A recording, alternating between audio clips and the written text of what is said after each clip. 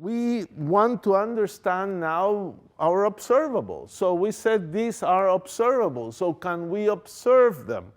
Can we have a state in which we say what is the value of Lx, the value of Ly, and the value of Lz?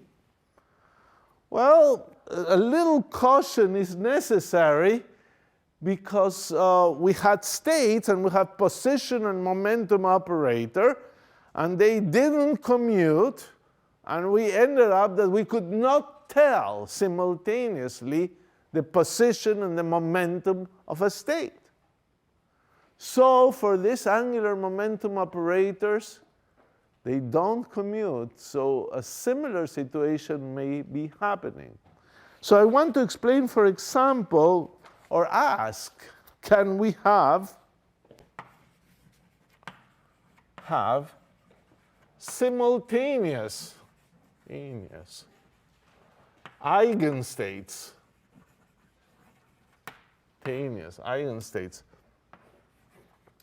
of Lx, Ly, and Lz?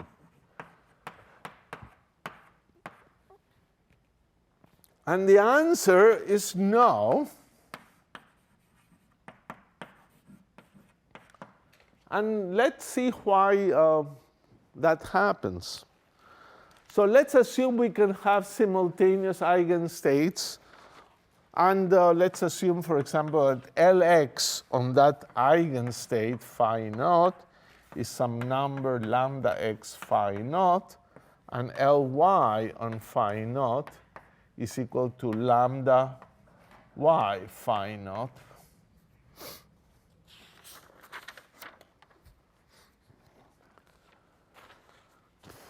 Well, the difficulty with this is essentially, well, we could even say that Lz on phi naught is equal to lambda z phi naught. So what is the complication? The complication are those commutators. If you do Lx, Ly on phi naught, you're supposed to get I h bar Lz on phi naught.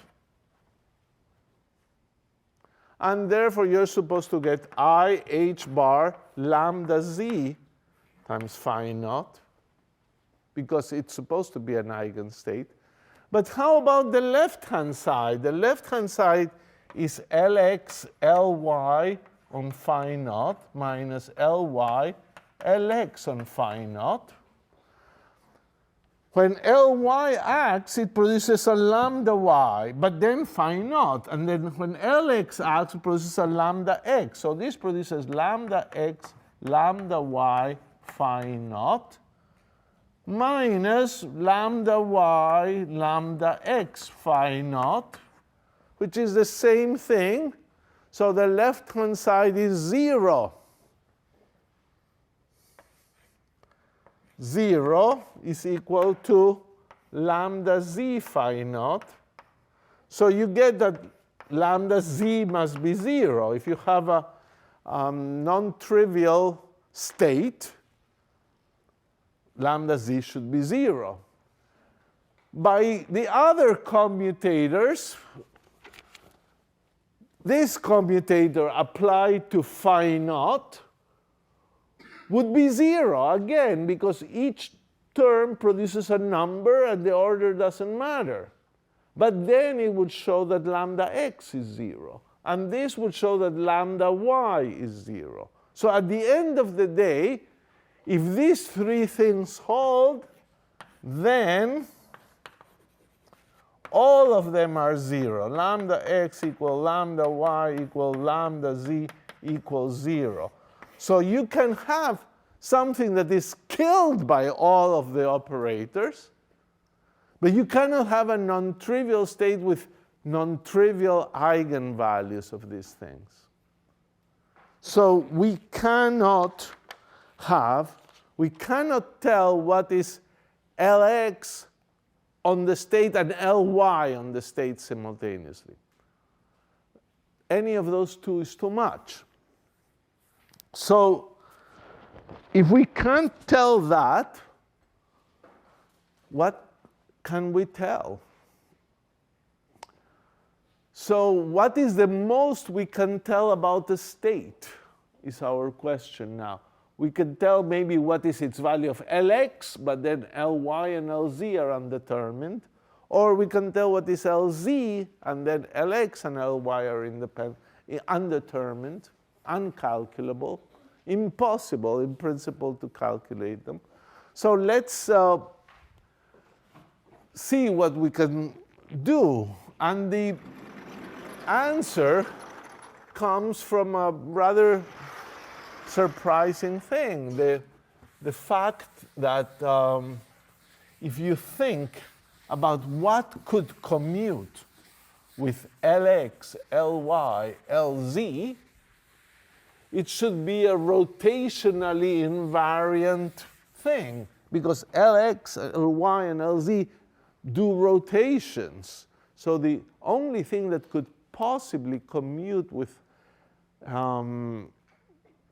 this thing is something that is rotationally invariant. Yes.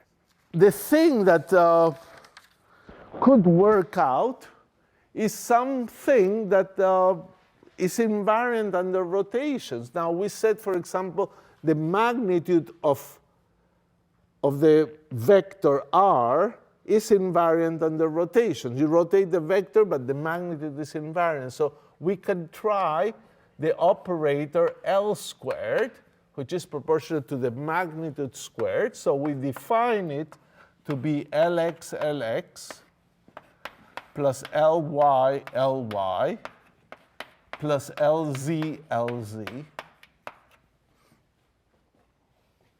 And we try it. We try to see if maybe Lx commutes with L squared. Remember, we had a role for L squared in this differential operator that had the Laplacian, the angular part of the Laplacian was our role for L squared. So L squared is starting to come back. So let's see here. This is Lx. Now, I'll write the whole thing. Lx, Lx, plus Ly, Ly, plus Lz, Lz. Now, Lx and Lx commute, so I don't have to bother with this thing. That's 0. But the other ones don't commute. So let's do the distributive law. So this would be an Lx, Ly, Ly, plus Ly, Lx, Ly. This is from the first. Plus Lx, Lz, Lz, plus Lz, Lx, Lz. And if you don't put these operators in the right order, you don't get the right answer. So I think I did. Yes. It's correct. Now you use the commutators and hope for the best. So Lx, Ly is IH bar Lz, Ly. Lx, Ly is plus IH bar Ly, Lz. So far, no signs of canceling. These two things are very different from each other. They don't even appear with a minus sign, so this is not a commutator. But anyway, what is this? Lx with Lz. Well, you should always think cyclically. Lz with Lx is IH bar, so this would be minus IH bar Ly, Lz. And this is again, Lz with Lx would have been IH bar Ly, so this is minus IH bar Lz, Ly, and it better cancel. Yes. This term cancels with the first, and this term cancels with this, and you get 0. That's an incredible relief. because now you have a second operator that is measurable simultaneously. You can get eigenstates that are eigenstate of one of the L's, for example, Lx, and L squared, because they commute. And you won't have the problems you have there. In fact,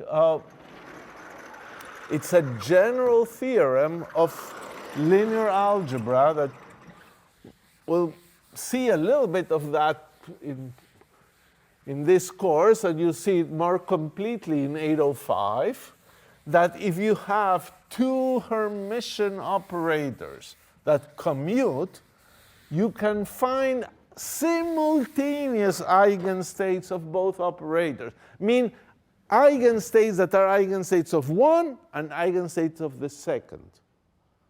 Simultaneous eigenstates are possible. So we can find simultaneous eigenstates of these operators, and in fact, you could find simultaneous eigenstates of Lx and L squared, but given the cyclicity of all this, it also means that Ly commutes with L squared, and that Lz also commutes with L squared. So you have a choice. You can choose Lx, Ly, or Lz, and L squared, and try to form simultaneous eigenstates from all these operators. Two of them. Let's study those operators as differential operators a little bit. So x, y, and z are your spherical coordinates, and they are r sine theta cos phi, r sine theta sine phi, and r cos theta. We're trying to calculate the differential operators associated with angular momentum using spherical coordinates. So r is x squared plus y squared plus z squared. Theta is cosine minus 1 of z over r, and phi is tan minus 1 y over z. And there's something very nice about one angular momentum operator in spherical coordinates. There's only one angular momentum that is very simple. It's rotations about z. Rotations about z don't change the angle theta of spherical coordinates, just change the angle phi. R doesn't change. The other rotation about x, messes up phi and theta, and all the others are complicated. So maybe we can have some luck and understand what is dd phi, the dd phi operator. Well, the dd phi operator is dy d phi plus ddx dx d phi, rules of chain rule for partial derivatives, plus ddz dz d phi. But z doesn't depend on phi.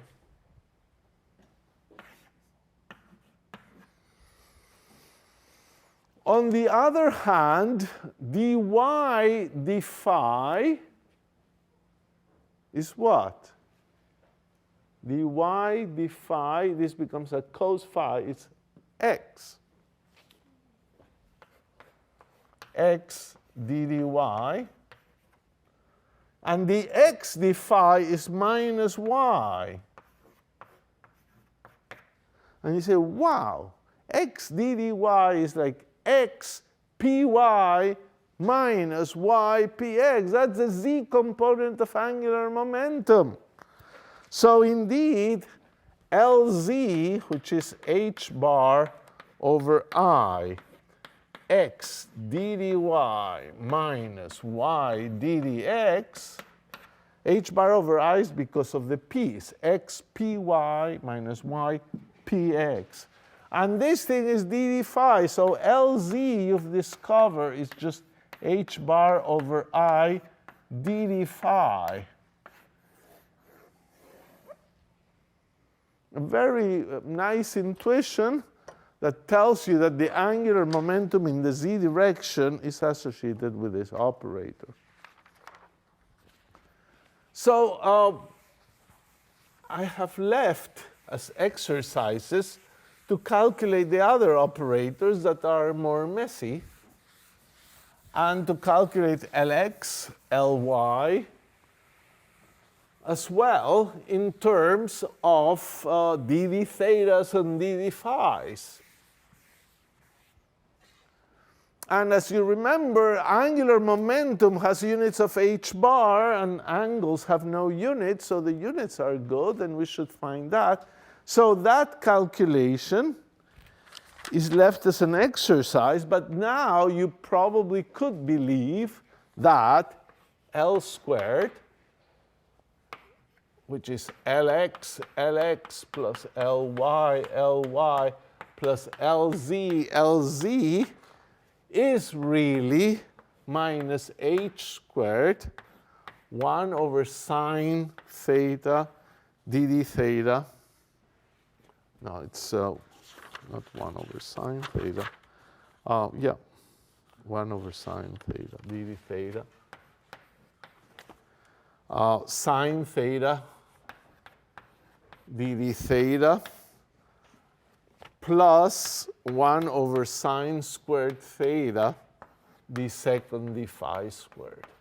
So the claim that I had relating the angular momentum operator to the Laplacian is true, but you now see the beginning of how you calculate these things, but it will be a simple and nice exercise for you to do it.